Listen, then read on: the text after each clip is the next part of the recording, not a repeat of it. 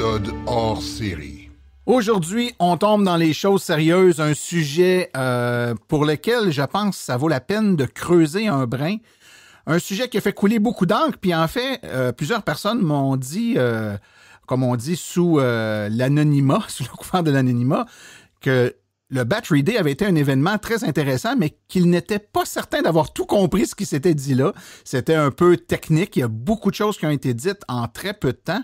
Et puis, en fait, aujourd'hui, on a décidé de le décortiquer un petit peu, d'en parler. Moi et mon ami Laurent Gigon. Bonjour, Laurent. Bonjour, Martin. Merci de m'avoir accueilli.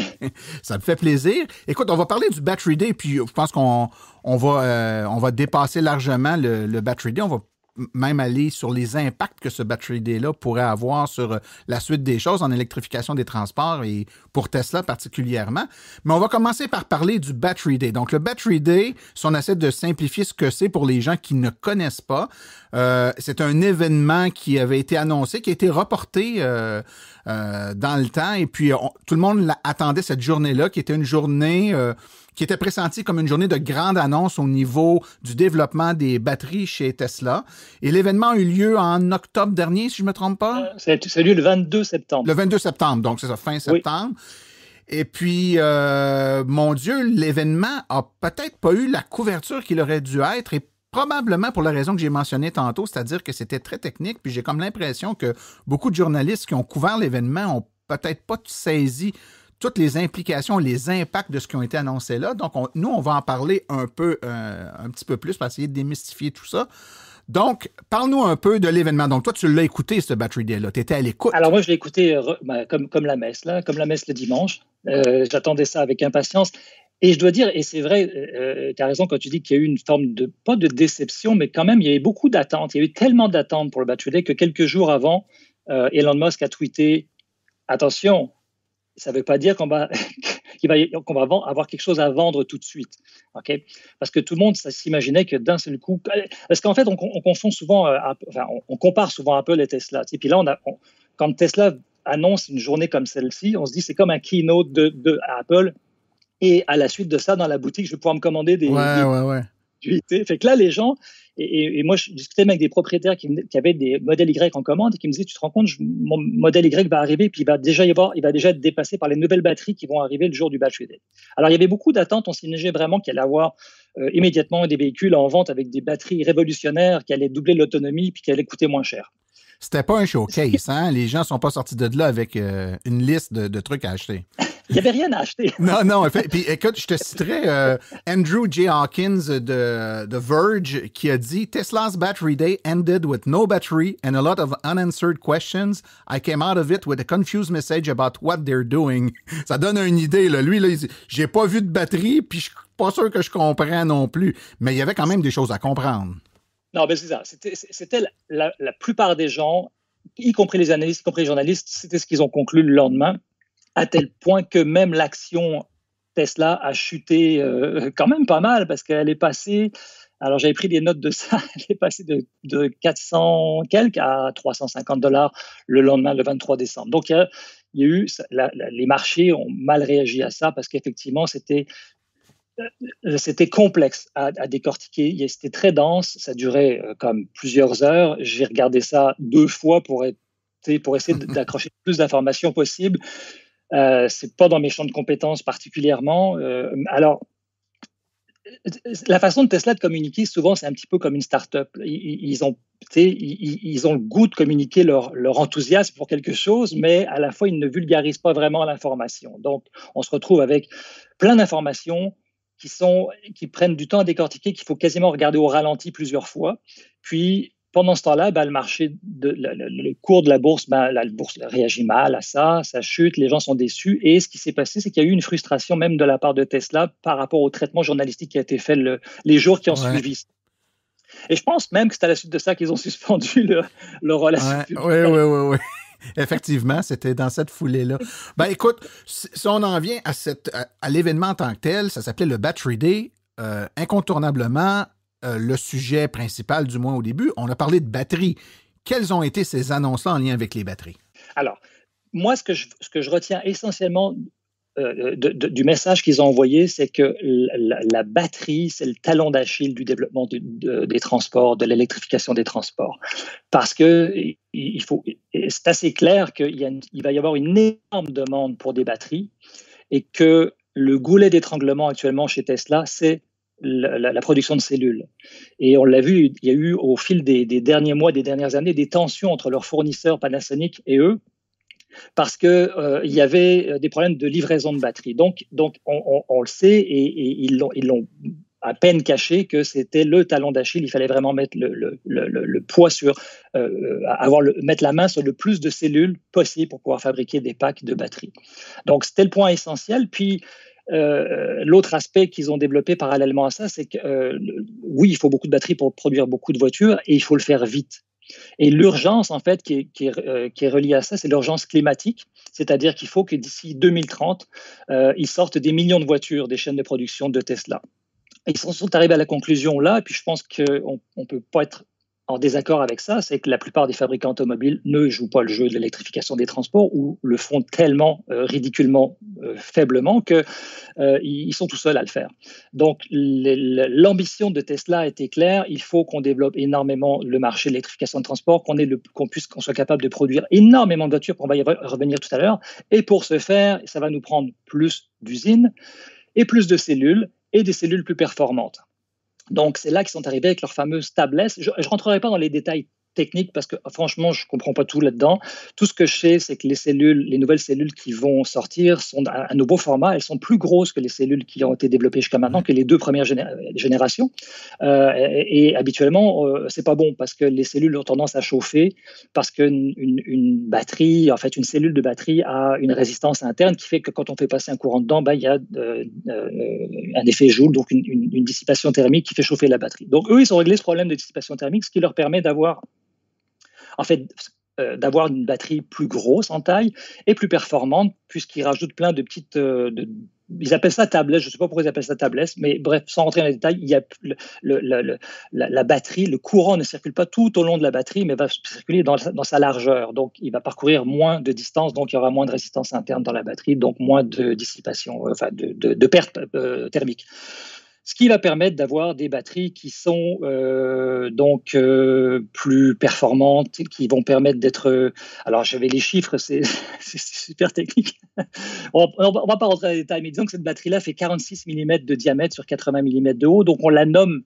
je ne sais pas si c'est le terme officiel maintenant, mais ça va être la 4680 parce que les batteries de Tesla sont toujours... Enfin, les cellules sont toujours classées en fonction de la largeur, le diamètre et la hauteur. C'est pour ça que les 18650, c'était 18 mm de diamètre sur 65 mm de hauteur.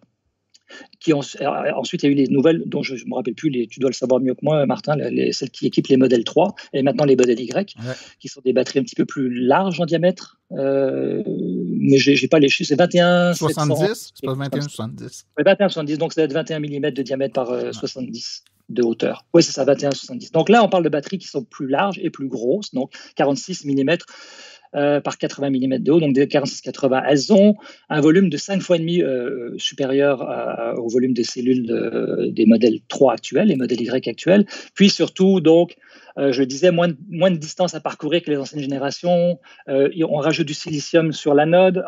Il n'y a plus de cobalt qui sera utilisé parce que le cobalt est un enjeu humanitaire. On en parle souvent. C'est extrait dans des conditions inhumaines. Donc, c'est clair qu'il va falloir se débarrasser de ça au plus vite. Donc, ces batteries-là permettraient d'éliminer le cobalt.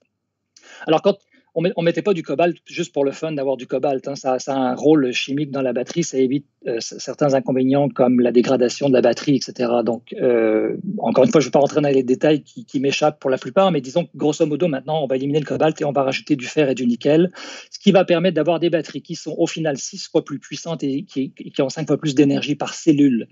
Donc, et ça, c'est important. Je t'interromps. Oui. C'est important parce que tout à l'heure, tu as mentionné que les cellules auraient 5,5 fois plus de volume par cellule. Il faut faire attention. Oui. Les cellules sont plus grosses, mais au final, pour la même autonomie, il y aura moins de cellules. Donc, la batterie, au final, ne sera pas nécessairement plus grosse en fonction du nombre de cellules qu'on va utiliser. Donc, faut pas penser que Tesla vient d'augmenter de façon astronomique la taille finale de ses batteries. Non, c'est ça. En fait, si on établit le rapport volume par puissance qui est générée par la cellule, alors on arrive à une batterie qui a 16 fois plus. Mais ça, c'est des estimations. Elles ne sont pas fabriquées, ces cellules-là. Donc on fait un petit peu de spéculation selon les chiffres qu'on a, mais grosso modo, on aurait 16% de plus d'autonomie. Donc, quand on parle d'autonomie, de 16%, c'est par rapport à la densité énergétique. C'est le poids de la cellule versus l'énergie qu'elle est capable d'emmagasiner. La quantité de kilowattheure en fonction du La quantité de kilowattheure en fonction du volume, du poids. Donc là, on aurait 16% de plus avec ces cellules-là. Et puis, une autre... En fait, Tesla... ont l'habitude d'améliorer les choses au fur et à mesure. On le voit, ils le font pour leur véhicule. Il n'y a pas de rupture de modèle. Par exemple, la Model 3 s'est améliorée. Elle est passée de 499 km d'autonomie à 560 et quelques par des petites améliorations qui sont additionnées au fil du temps. C'est la même chose pour cette cellule-là, et c'est la même chose pour le pack au complet, c'est-à-dire que là, ils nous ont appris qu'ils allaient intégrer en fait les cellules directement en tant que structure de châssis. Donc, il n'y a plus de pack séparé qu'on intègre dans un châssis, la cellule devient le châssis, devient un élément structurant du véhicule. Donc, on arrive à une réduction générale qui permet de gagner 35% d'occupation de plancher. C'est énorme, C'est un tiers du plancher en moins. Donc, ça veut dire qu'on va pouvoir soit enlever plus, soit avoir des réductions de coûts. Quant à l'assemblage, la fabrication, le poids des matériaux, on essaie de gagner sur tout. Donc, c'est de l'optimisation. Tesla est très fort là-dedans. Il nous l'a démontré avec l'optimisation de la quantité d'énergie versus la distance parcourue. C'est les meilleurs, vraiment clairement les meilleurs par rapport à la compétition.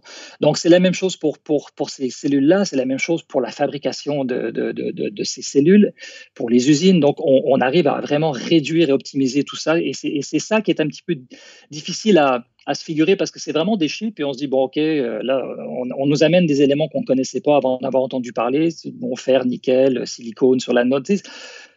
Pour eux, ça leur paraît évident, mais pour nous, on écoute ça, on se dit, OK, c'est pas très sexy. Mais quand même, quand on parle de densité énergétique, on peut commencer à comprendre les avantages. En termes d'énergie par masse de la batterie.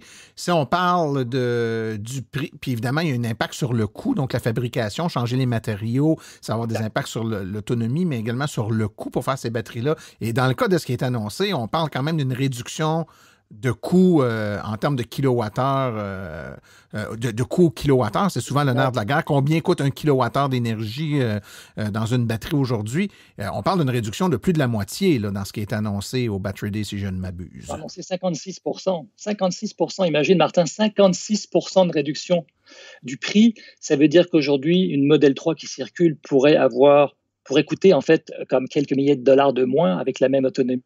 Donc là, on arrive à une parité.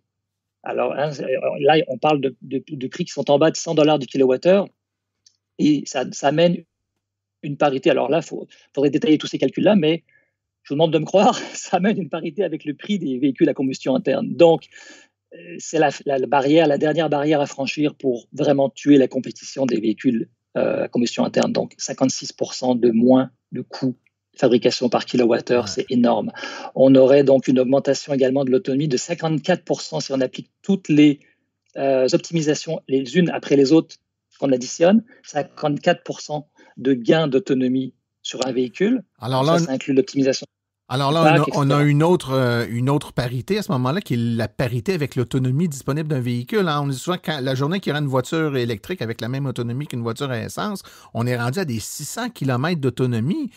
C'est même plus que beaucoup de voitures à essence. Là. Et tu vois, j'avais fait le calcul à 402 km d'autonomie pour la SR+, la Model 3 SR+, elle est rendue à plus que ça déjà entre-temps. Et là, on parle avec cette base-là de 402 km d'autonomie, on arrive à 618 km d'autonomie avec ce pack de batteries nouveau intégré dans le châssis avec les nouvelles cellules. 618 km d'autonomie. Donc, en gros, on aurait un prix plus bas et plus d'autonomie. C'est complètement malade. Je veux dire, la SR+, donc 618, la long range, 800 km. Je veux dire, au prix actuel, c'est-à-dire, donc c'est sûr que le marché du véhicule traditionnel est, à mon avis, terminé. Puis on va y revenir là-dessus, on va se délecter là-dessus. Parce qu'il n'y a pas juste ça, il y a plein, c'est comme une boîte de Pandore. Donc, Alors, j'avais aussi noté la réduction du coût des cellules, l'intégration des packs de 69%. C'est ça, donc on a une réduction de 69%. C'est vraiment phénoménal. Donc, quand on a suivi cet événement-là, ils nous ont additionné toutes les spécifications techniques. Puis après ça, quand on débrief, on se dit « Oh my God, c'est énorme !» Et je pense que c'est pour ça que ça a pris du temps, en fait, à digérer toute cette information-là. Puis je pense que ça a pris une semaine, en fait, avant que les journalistes commencent à réaliser l'ampleur de ce que ça représentait. Et là, on a vu que ça a rebondi un peu. Donc c'est ça. Alors, on n'a pas de données.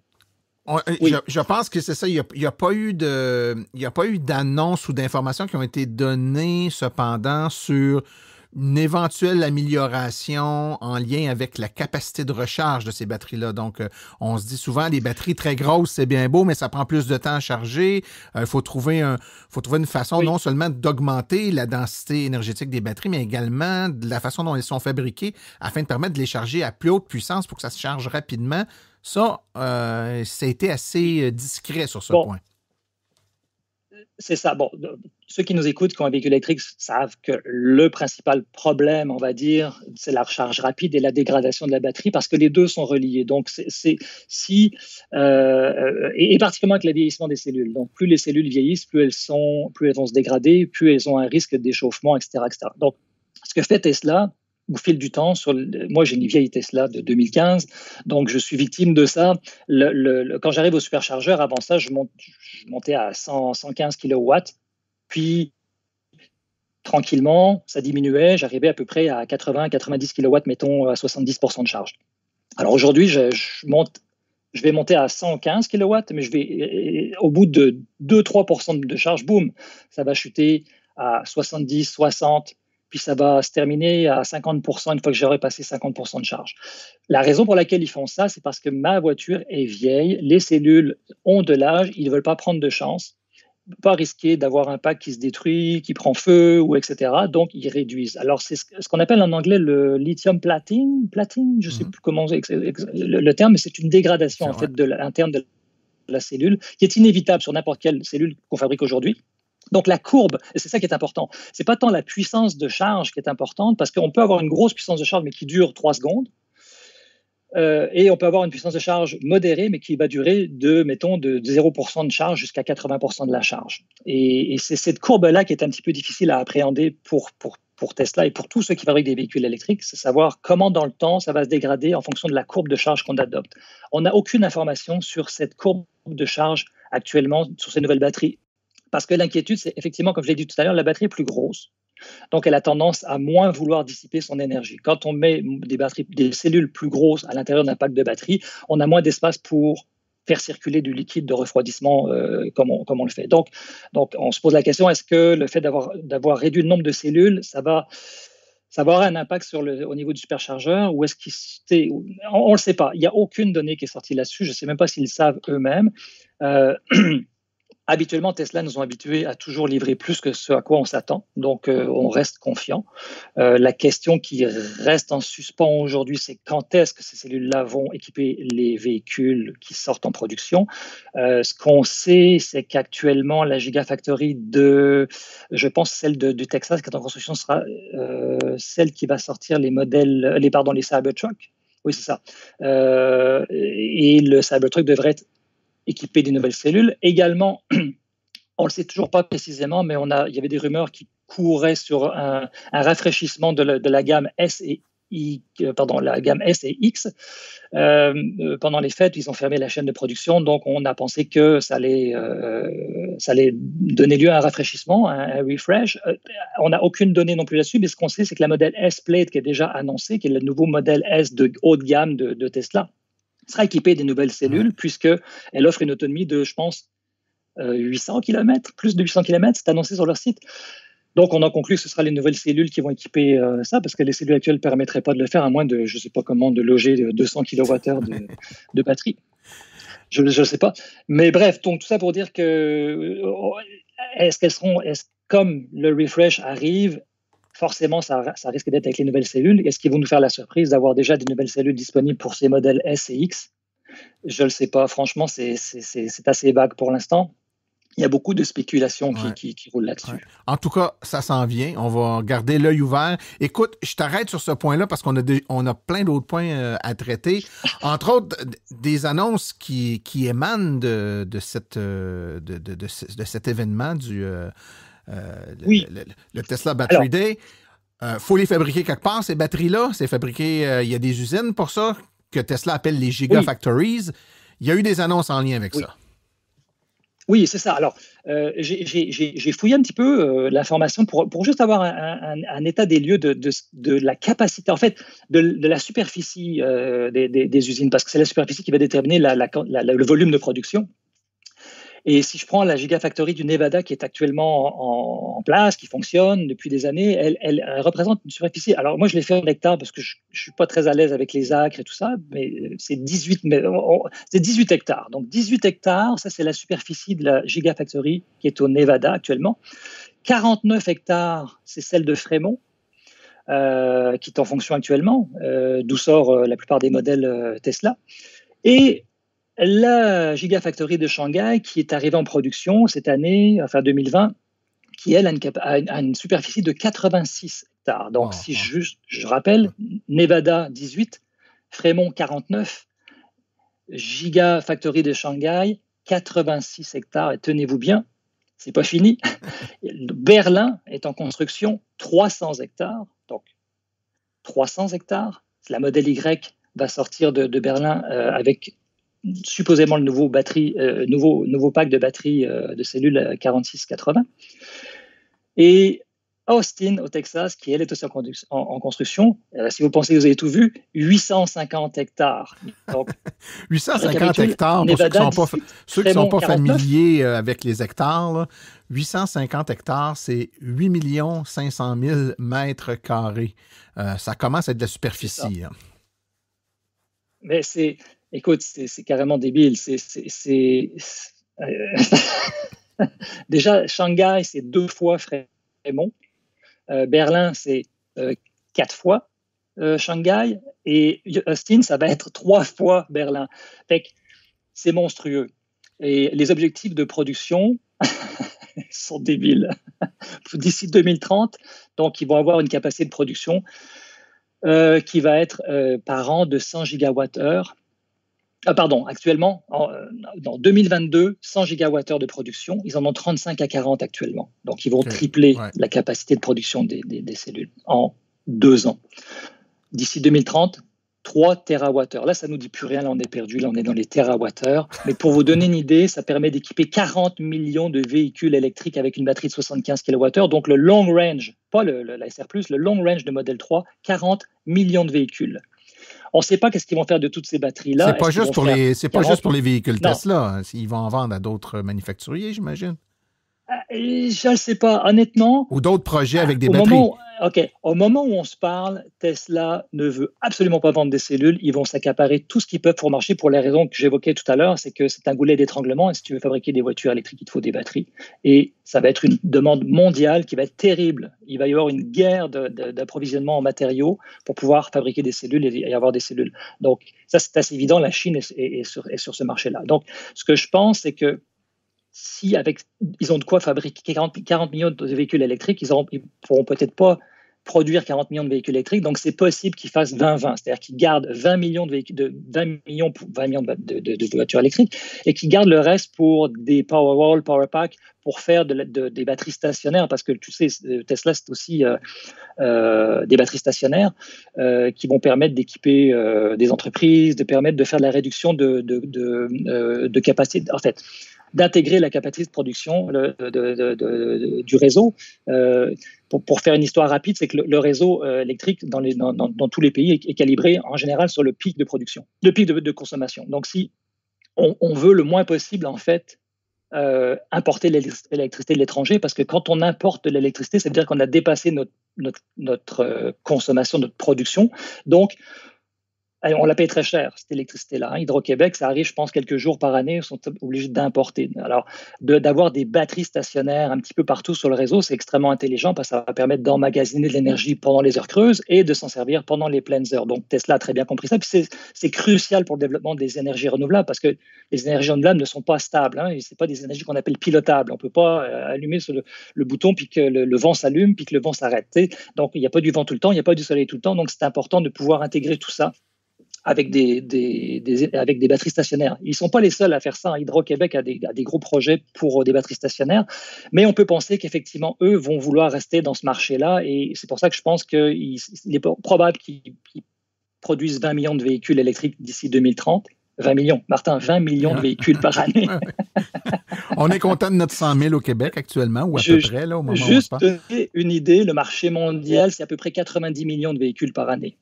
Donc, ça veut dire que s'ils en fabriquent 20, là, ils ont, à eux tout seuls, là, c'est comme énorme. Ils viennent d'en fabriquer 500 000 pour l'année 2020, puis c'est comme incroyable déjà. Et personne ne les croyait. Donc, moi, je les crois. Je ne sais pas toi, mais moi, je les crois. Alors ça, c'était quand même une grosse nouvelle. Grosse nouvelle de savoir que vraiment, c'était sur les rails pour quelque chose de phénoménal. Donc, c'est se donner les moyens de nos ambitions, c'est-à-dire que nouvelle technologie, on va être capable de faire des batteries, d'en faire beaucoup, et on a les usines mises sur pied pour être capable de fournir, de créer. En fait, on rappelle que Tesla fabrique les batteries, mais ne fabrique pas les cellules. Hein. Donc, ils assemblent les cellules qu'ils vont acheter d'autres manufacturiers, puis ils vont fabriquer les batteries pour les usages actuellement pour soit les voitures ou les Powerwall. Tesla achète tout ce qu'ils peuvent, hein, comme c'est de n'importe qui. Hein. Ils prennent tout ce qui est sur le marché disponible pour eux, qui correspondent à leurs spécifications. Donc, principalement, j'avais noté Panasonic, LG et puis CATL qui sont les principaux fournisseurs actuels. Mais là, avec l'échelle qu'ils ont de développement, c'est sûr que ils vont devoir prendre ça en charge. Tesla est très habitué à la verticalité. Ils aiment ça, hein, tout faire. Hein. Pour faire la petite anecdote, vous savez...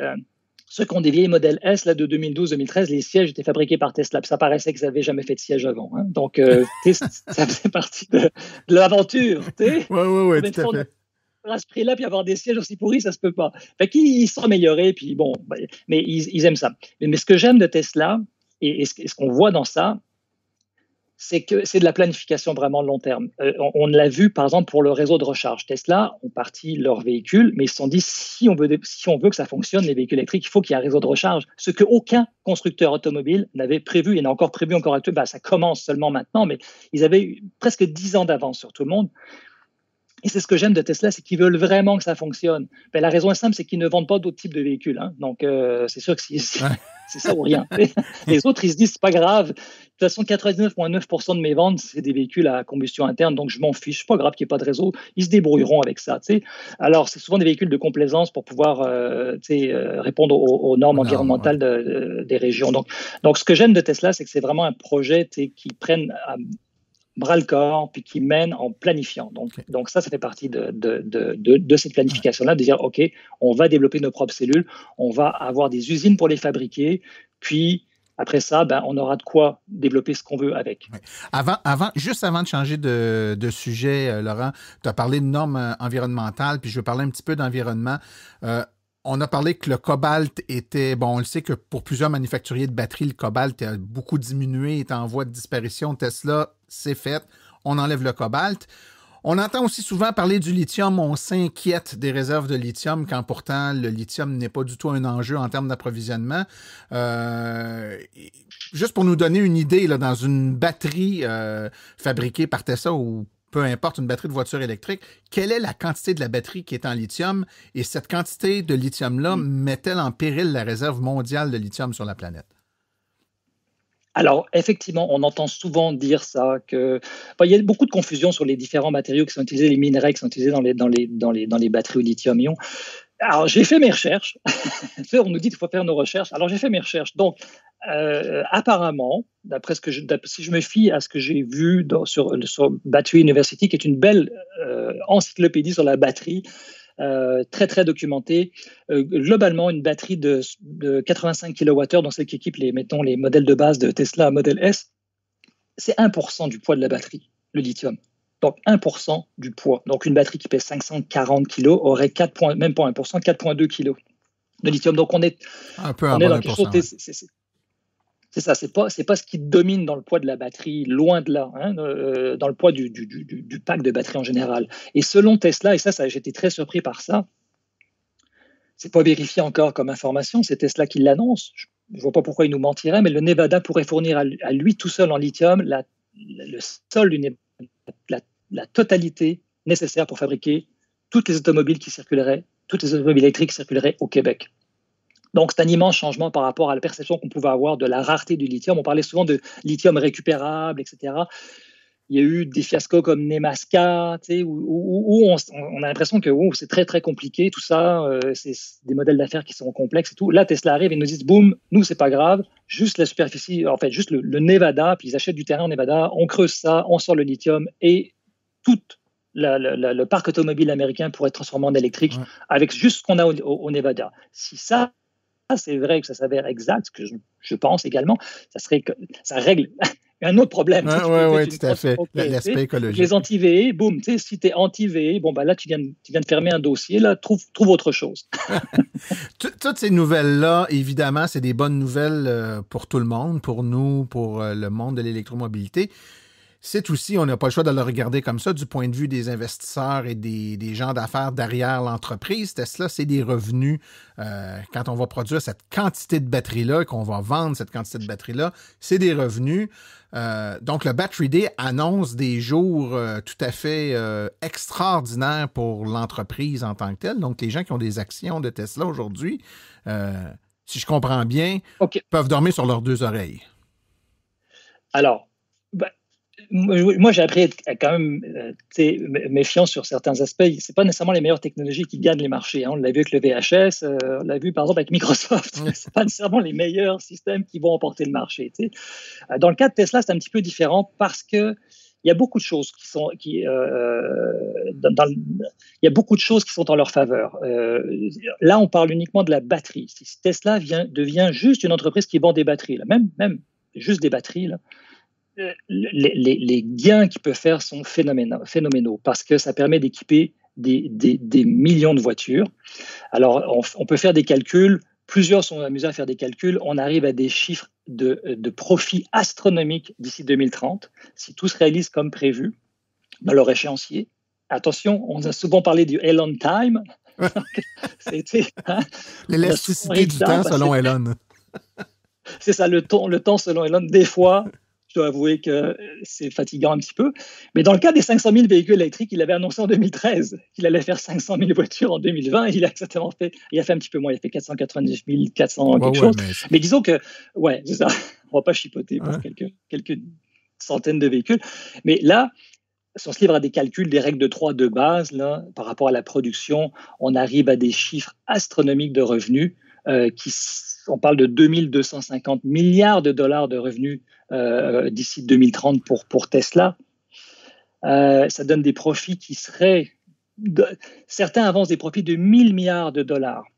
À l'heure actuelle, j'ouvre une petite parenthèse, je reviendrai plus tard, le modèle Y en Chine, d'après certains analystes, il y aurait un profit de 30% dessus. Donc, un tiers du prix, là. Là, on est loin du profit normal d'une voiture, hein?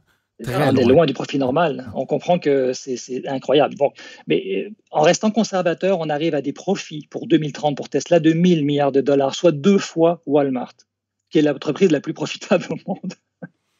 Et ça, c'est sans parler d'aucun autre projet de Tesla. C'est là on oublie les robotaxis, on oublie les batteries, on oublie la conduite autonome, on oublie tous les logiciels qu'ils peuvent vendre à l'extérieur. Ouais.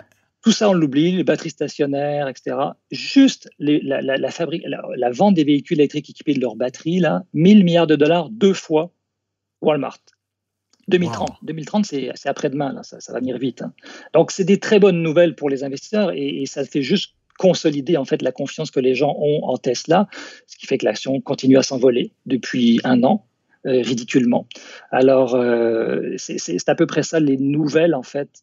Et encore une fois, je le dis, ça a pris du temps avant de débriefer tout ça. La bourse a réagi mal au début à toutes ces informations techniques noyées. Beaucoup de bruit technique, en fait, puis l'information utile, c'est que Tesla a vraiment un bel avenir devant lui si tout se passe comme prévu. Donc, c'est ça.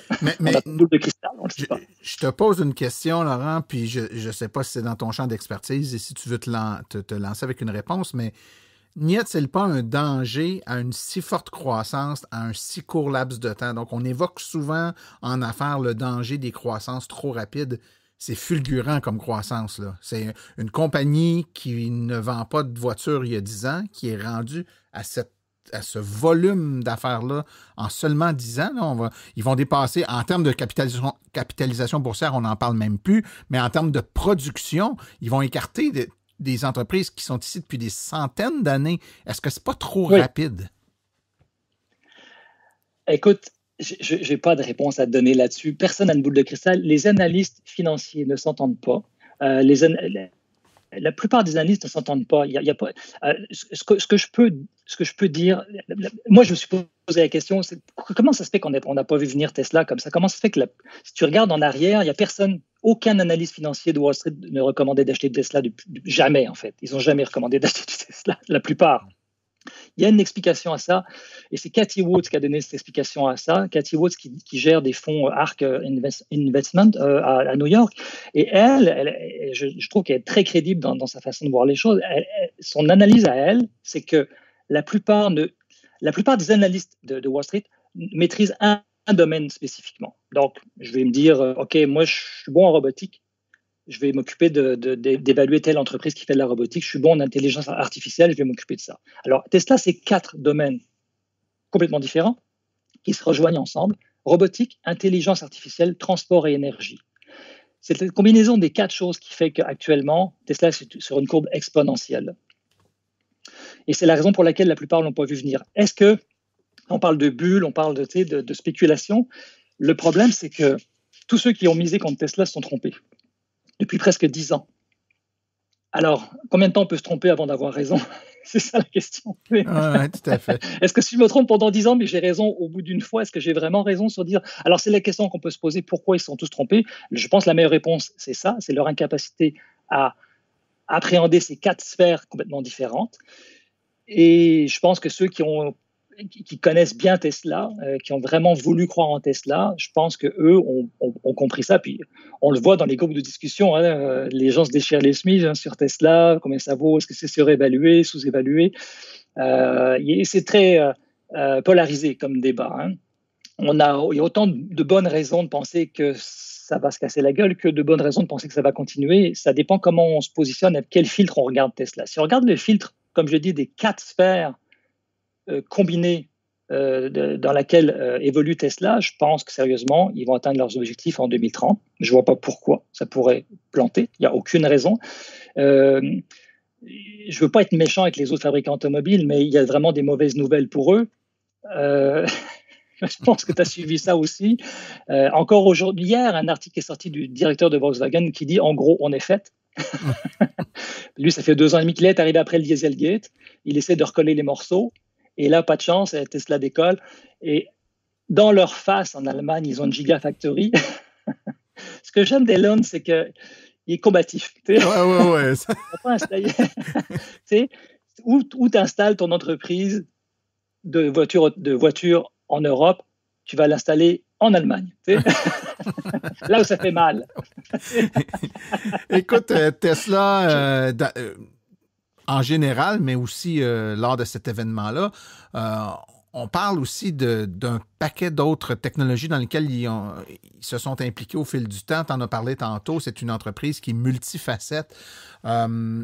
On entend beaucoup parler, et certains là ont acheté le full self-driving, donc ont des fonctionnalités de conduite intelligente, conduite assistée, conduite quasi autonome en fait maintenant.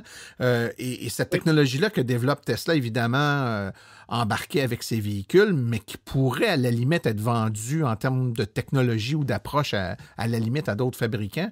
Ils travaillent aussi sur des robots taxis, ils travaillent sur un paquet de trucs. Est-ce que ces technologies-là vont représenter pour Tesla un volume d'affaires ou un marché vraiment important ou ça va rester en marge des batteries et des véhicules? Écoute, mon avis, il vaut ce qu'il vaut. Je pense que, comme je l'ai dit tout à l'heure, juste vendre des voitures, pour eux, c'est comme une source de revenu qui est hallucinante, astronomique. Mais Tesla, ce n'est pas un fabricant automobile. Et je le dis à chaque fois que j'ai l'occasion de le dire. Je sais qu'il y a des gens qui qui sont froissés un peu quand je dis ça, mais je dis le but de Tesla n'a jamais été de fabriquer des voitures. Le but de Tesla, c'est de se débarrasser du pétrole. Ça a toujours été ça, le focus. Le focus de Elon Musk, quand il se lève le matin, là, c'est se débarrasser du pétrole. Okay? Fait que, pour se débarrasser du pétrole, s'il faut fabriquer des voitures électriques, on va fabriquer des voitures électriques. Mais là, Tesla, c'est comme dans un échiquier, il y a toujours un coup d'avance ou 2 coups d'avance. Hein. À l'heure actuelle, nous, on voit la voiture comme un bien qu'on va posséder. Hein, on aime ça, l'idée de conduire. On aime conduire. Moi, j'aime conduire. Je pense que toi aussi, tu sais, surtout les voitures électriques. Et c'est ça qui est un petit peu frustrant, c'est que j'ai jamais eu une voiture aussi plaisante à conduire, mais là, on va m'enlever cette capacité-là. Parce que ça ne servira plus à rien. Et pire que ça, c'est que je vais être perçu comme un danger potentiel en tant qu'être humain, avec mes facultés cognitives restreintes, mes 2 yeux juste en avant, avec une vision panoramique faible, avec des émotions, avec de la distraction, avec un téléphone cellulaire dans les mains. Alors, le but de Tesla, c'est de se débarrasser en fait de l'humain au volant, pour pouvoir fabriquer des flottes automatisées, en fait, de ce qu'ils appellent des robotaxis. Et là, on arrive dans un autre domaine. Là, on a parlé des batteries, c'était le fun, c'était très prometteur. Mais là, la conduite autonome et les robotaxis, c'est un domaine qui va révolutionner le monde dans lequel on vit actuellement, le monde des transports. Et je pense que, sauf si on s'intéresse vraiment à Tesla, peu de gens ou qu'on est dans les technologies, peu de gens comprennent l'enjeu global de ce que j'appelle cette disruption. Je ne sais pas si c'est français, oui, disruptif, c'est français, mais c'est une cassure complète dans ce qu'on a l'habitude de voir. Et je sais que beaucoup sont frustrés quand j'annonce que Tesla n'est pas là pour vendre des voitures et qu'un jour, ils en vendront probablement plus. Parce que là, les chanteurs, mais non, moi j'aime trop ma Tesla. Moi aussi, j'aime ma Tesla, j'adore la conduire. Mais 95% du temps, sur les longs parcours, je suis en autopilote et je touche plus aux commandes. Et j'adore ça aussi. Donc là, Tesla a sorti leur Full Safe Driving en version bêta. Alors ça, c'est un running gag, hein, parce que le Full Safe Driving, ça fait depuis 2016 qu'ils le vendent. Mais en réalité, on n'en a pas vu encore vraiment la couleur parce que l'appellation Full Safe Driving est une appellation à géométrie variable. Hein. On parle de Full Safe Driving, une voiture dans laquelle on n'intervient presque pas. Le problème, c'est le presque. Donc, tant qu'on intervient, hein, c'est ça. C'est ce qu'on appelle la longue traîne. Hein. Donc, la voiture est 99,9% autonome. Mais le problème, c'est le 0,1% ou 9% qui reste. On ne peut pas enlever l'humain pour l'instant du véhicule. Là, ils ont sorti une version bêta qui est destinée à certaines personnes uniquement, qui sont essentiellement, je pense, en Californie, et qui ont testé vraiment maintenant ce qu'ils appellent le Full Safe Driving, dans lequel des gens sont capables de faire, par exemple, San Francisco, Los Angeles, sans toucher les commandes. Je ne l'ai pas vu de mes yeux vus. Ce que j'ai vu, c'est des extraits YouTube et la personne affirme qu'elle fait ça. On a vu des dépassements automatiques de camions de ramassage d'ordures sur une voie à double sens de circulation. Donc, la voiture hésite, regarde, elle fait des mouvements et hop, elle dépasse le camion de vidange. On a vu des croisements à 4 voies, quand même assez complexes, avec des feux de circulation, avec des arrêts, etc. Une vidéo aussi sur neige, où la personne conduit dans une petite route sinueuse, enneigée, il y a plus de lignes disponibles. C'est vraiment une conduite comme vraiment incroyable. Alors, il est intervenu quand même quelques fois, mais la plupart du temps, la voiture est capable de faire toutes les commandes. Donc ça, c'est une évolution qui est spectaculaire. Puis là, il y a une notion qui est introduite par Tesla, qu'on vérifie avec Tesla, c'est la notion d'exponentielle, c'est-à-dire que c'est pas les premiers à vouloir faire de la conduite autonome Tesla. Hein. On parle de Waymo, était sur le coup avec Google depuis plusieurs années, et je pense qu'ils sont battus. Je pense que Tesla a vraiment pris le lead de ça. La raison est simple, c'est la quantité de données que Tesla collecte.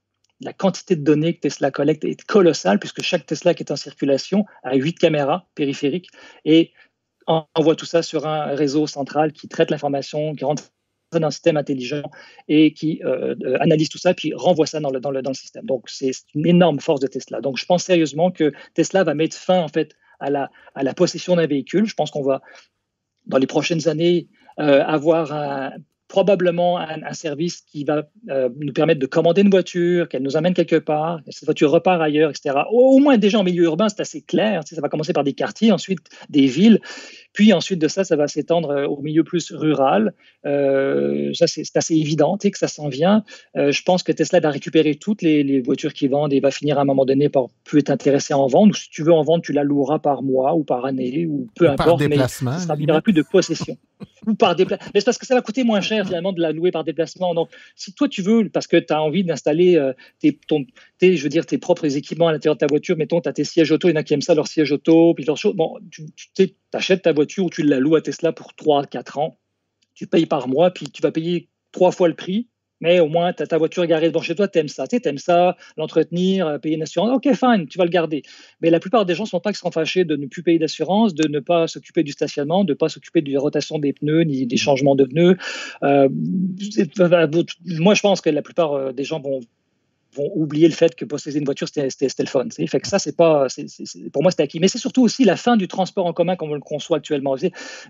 Petite réflexion, pourquoi un autobus actuellement qui circule en ville a 50 personnes à bord? Alors, la raison principale, c'est qu'il faut faire une économie d'échelle. Pourquoi? Parce que la plateforme coûte cher, parce que l'énergie coûte cher, parce qu'il faut payer un chauffeur. Elle ne peut pas être un chauffeur pour 2 personnes ou pour une personne. C'est ridicule. Tu es obligé de faire une plateforme qui va englober tout ça. Résultat, on a des gros autobus qui circulent en ville, dans un espace qui est comme pas vraiment conçu pour, qui également qui a des enjeux au niveau de l'attente. Je vais attendre plus longtemps parce qu'il y en aura moins, parce que c'est 50 personnes, bref, et qui, la plupart du temps, vont être pas à pleine capacité. Donc, ces inconvénients du transport en commun, là, même si le transport en commun est de toute façon meilleur que la voiture individuelle, comme on la connaît aujourd'hui, ce transport en commun-là va disparaître au profit de modules de transport plus individualisés, qui vont être plus ponctuels, qui vont arriver plus en fonction de tes attentes à toi. Donc, j'ai l'impression que tout ce concept de transport qu'on a, de transport individuel versus transport en commun, va disparaître avec l'automatisation des transports. Donc, ça fait partie d'une petite réflexion, mais bon, c'est ça. On est d'accord ou pas, mais souvent, les gens vont me dire, ouais, mais moi, j'aime ça ma voiture, j'aime ça conduire, il n'y a pas question que... OK, fine, tu vas garder ta voiture, mais c'est juste que ça va devenir une curiosité. C'est ça que je pense, et ça va devenir une curiosité, comme certains ont des Ford Mustang, parce que ça leur plaît d'avoir des Ford Mustang, mais c'est pas une voiture qui va leur servir, qui va être très utile pour aller travailler ou pour se déplacer, pas optimisée. C'est juste que j'aime ça, je garde ça. Alors, ça va être un petit peu la même chose, j'ai l'impression. Tu as mentionné, tu as parlé d'assurance et ça me lève une idée qui est celle des assurances fournies par Tesla. Et là, est-ce que c'est une idée qui fait du chemin, qui risque d'arriver? C'est-à-dire que Tesla va vendre elle-même ses propres assurances automobiles ou c'est tout simplement un trend qu'on a entendu comme ça, mais qui n'aboutira pas? Je pense que Tesla le font. Je pense qu'ils le font déjà en Californie. Je n'ai pas vérifié ça, mais j'ai entendu parler d'assurance Tesla pour la Californie. Alors, d'après les statistiques, déjà, on le sait que le nombre d'accidents par kilomètre est très inférieur avec un autopilote comme on le connaît aujourd'hui. Pas l'autopilote automatisé où il n'y a plus personne à bord qui conduit. Mais ce qu'on connaît actuellement, déjà, le taux d'accident est beaucoup plus faible. Donc, l'idée de Tesla, c'est de dire, OK, si on arrive à un taux d'accident extrêmement faible, on va assurer la voiture, on va assurer les conducteurs, les occupants, parce que finalement, ça va le coût des assurances va chuter drastiquement. Il n'y a plus d'accidents. Les seuls accidents qu'il va y avoir, ça va être des gens qui conduisent encore leur voiture. Fait que c'est eux qui vont payer cher pour leur assurance. Mais toi qui vas dans un véhicule automatisé, l'assurance va être relativement basse, s'il y en a une. Fait que oui, Tesla ont ce plan-là de faire des assurances, comme ils ont le plan de faire un réseau d'autopartage où toi, si tu veux posséder ta voiture, comme je l'ai dit tout à l'heure, tu n'es pas obligé, mais si tu veux t'acheter ta voiture ou la louer, tu vas pouvoir également la mettre à disposition sur le réseau de partage automatisé. Donc, mettons que tu la sers juste la fin de semaine, toute la semaine, elle va pouvoir circuler dans les rues, puis tu vas pouvoir avoir des dividendes de ça. Donc, c'est ça un petit peu l'idée. Ouais. Écoute, plus je t'écoute, Laurent, plus ça m'apparaît évident. On le sait, mais ça le souligne de façon magistrale. À quel point Tesla est à des années-lumière des autres constructeurs automobiles, pas juste en termes de produits, en termes de façon de réfléchir, de s'organiser, de faire, de structurer l'ensemble de ses actions. et là, on sait qu'il y a un tournant vers l'électrification des transports qui est irréfutable, qui est même imposé par décret ou par loi ou par annonce dans la très grande majorité des pays industrialisés. Donc, la vague ne va que s'accentuer. Donc, c'est vers là on s'en va et ils sont clairement les mieux organisés pour y faire face. La question à se poser, c'est est-ce que les autres fabricants sont ou seront capables de rattraper Tesla ou du moins de tirer leur épingle du jeu dans cette nouvelle façon de faire? Alors, je me suis posé plein de fois cette question-là. Comment ça se fait qu'au cours de toutes ces années, alors que ça paraissait évident que Tesla était dans la bonne direction, comment ça se fait que les autres constructeurs automobiles qui avaient 100 fois plus de moyens que Tesla quelques années auparavant, pourquoi ils n'ont rien fait? Pourquoi ils n'ont pas transformé leur industrie? Et j'ai détaillé en 6 points la raison pour laquelle ils ne peuvent pas le faire et pourquoi laquelle ils sont vraiment, selon moi, ils sont vraiment faits. C'est que Tesla, déjà, premièrement, la première fois que je me suis assis dans une Tesla, la première chose que j'ai constatée, c'est l'uniformité de la voiture. C'est-à-dire que l'intégration, l'homogénéité, la centralisation des commandes. Et en réalité, en creusant un peu, on s'aperçoit que Tesla fait, comme je le disais tout à l'heure, l'intégration verticale. Il ne choisit pas des composantes parmi un catalogue existant, il fabrique des prototypes et demande au fournisseur de produire ces prototypes-là ou demande au fournisseur de produire ce prototype-là pour faire une production avec. Tout tourne autour du MCU, le microcontroller unit ou ce qu'on veut. En tout cas, c'est l'ordinateur central de la voiture qui lui va envoyer toutes les commandes. C'est la raison pour laquelle quand on rentre dans une voiture normale, j'allais dire une voiture traditionnelle, on se rend compte qu'il y a un odomètre qui est d'une certaine forme, il y a un GPS qui est d'une autre forme, etc. Et tout ça doit communiquer ensemble. Ça, les constructeurs automobiles ne savent pas faire. Actuellement, ils pigent tous dans des catalogues existants. Donc, alors, ça, c'est le premier point. Deuxième point, fabriquer une auto électrique, c'est d'autres domaines d'expertise qui sont très différents d'une auto traditionnelle. Le troisième point, les ressources humaines des fabricants traditionnels ne connaissent pas nécessairement ces champs d'expertise requis. Donc, il faut que tu puisses recruter les bonnes personnes. Ouais. Si tu n'as pas été formé pour identifier ces besoins-là, comment tu peux recruter la bonne personne? Tu ne vas pas discriminer la bonne personne d'une mauvaise personne. Alors, en admettant même qu'ils arrivent à identifier ces personnes-là, il va falloir les trouver. Quand une industrie se développe, moi, je viens de France où l'industrie, c'était Peugeot. Tout était fabriqué. La région au complet était orientée pour fabriquer des automobiles Peugeot. Donc, tout le monde, toutes les écoles techniques de formation, tout ça qui gravitait autour de Peugeot, c'était des gens qui étaient formés pour fabriquer des voitures. Et malheureusement, c'était des voitures à essence. Donc, une expertise, une ingénierie qui était reliée au moteur à combustion interne, comme on le connaît depuis un siècle. Alors, ça, oublie ça. Il faut trouver les talents. Il faut dire qu'il faut former des personnes. Il faut développer des écoles, des diplômes. Et à l'heure actuelle, ça se passe dans la Silicon Valley, essentiellement. On s'en rend compte d'ailleurs quand on roule dans une Renault, on se rend compte que la Silicon Valley est très très loin. Dès qu'on met le doigt sur un bouton électronique, on se rend compte qu'on est très très loin de la Silicon Valley. Sans être méchant, c'est mon constat en tout cas. Alors. Ensuite, même s'ils arrivent à trouver ces candidats-là, il va falloir remplacer une masse salariale énorme des employés qui sont régis par des syndicats. Ça ne marchera pas. Ça ne marchera pas. À chaque fois qu'il y a eu des changements dans l'industrie automobile, ça a été des grèves à répétition, etc. Ça ne fonctionnera pas. Et, alors là, je l'appelle cerise sur Sandy, on a des nouvelles qui tombent régulièrement, dont celle qui est tombée, je pense aujourd'hui, du patron de Volkswagen, qui explique en gros que la capitalisation boursière actuellement de Tesla est tellement énorme, on l'a vu, ça englobe, c'est plus que les 10 plus grosses capitalisations boursières des 10 plus grosses fabricants automobiles additionnés.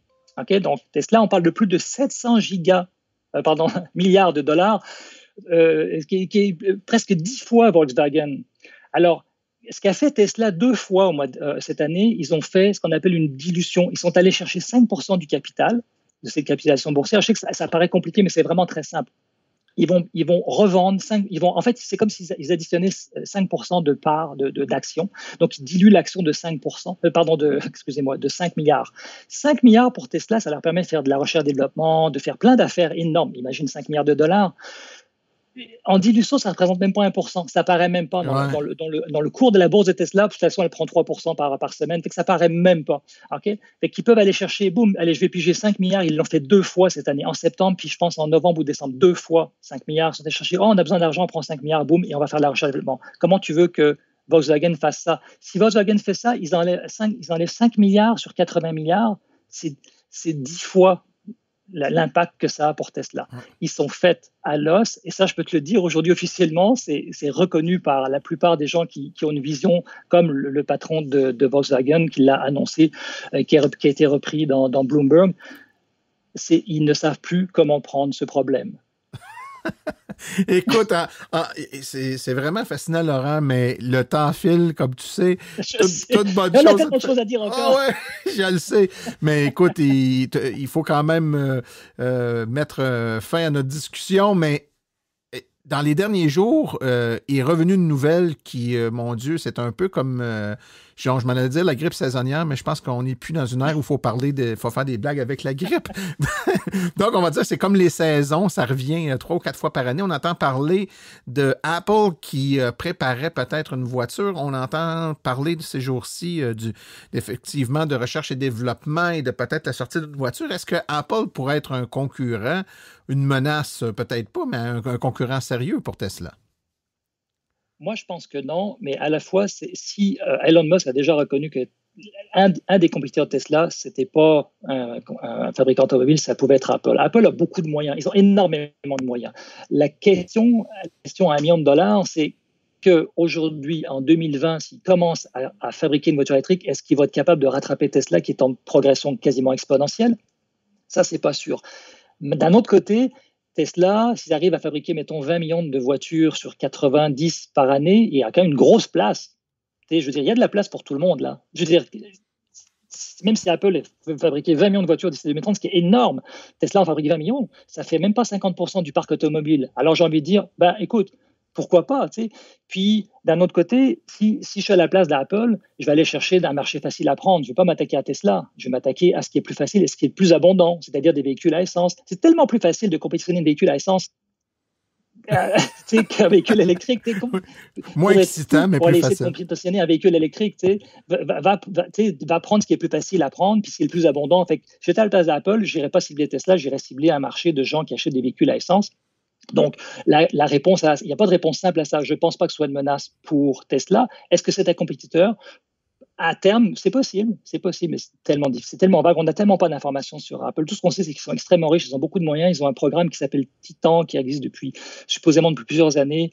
On pensait qu'ils avaient mis ça sur la glace, finalement, c'est ressorti. On ne le sait pas. Écoute, c'est juste que tout ce que je vois, c'est que pendant ce temps-là, Tesla collecte des données, fabrique des voitures, ils optimisent leur production, ils ont des rendements de fou. Fait que je ne sais pas qu'est-ce qui peut arriver pour Tesla, pour Apple. Mais en plus, si j'étais actionnaire d'Apple, je me poserais des questions, parce que c'est très, très lucratif ce qu'ils font en ce moment. Le marché automobile, c'est pas évident d'optimiser. Quand on parlait de 30% de gains, de revenus nets, c'est une performance. Alors que quand tu vends un iPhone, je pense que c'est beaucoup plus que ça, la marge de profit. Donc, en tant qu'investisseur, je me poserais des questions sérieusement s'ils partaient à se faire des voitures maintenant.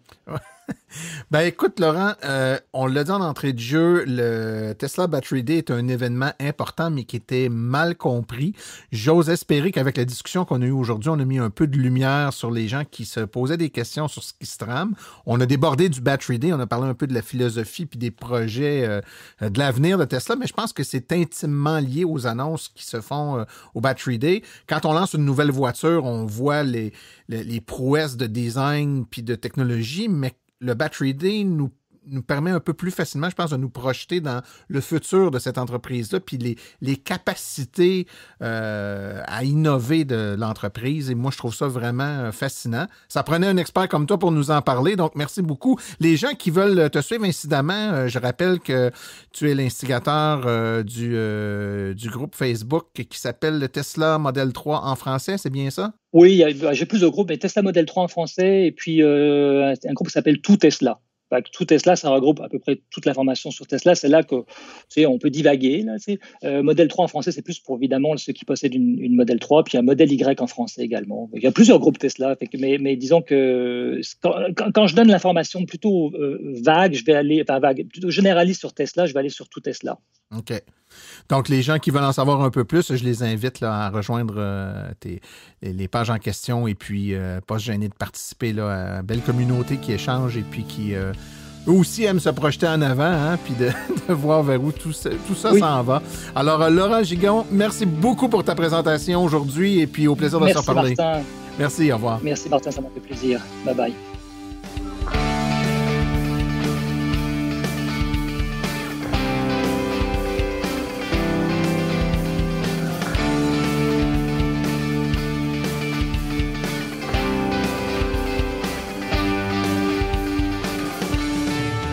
Épisode hors série.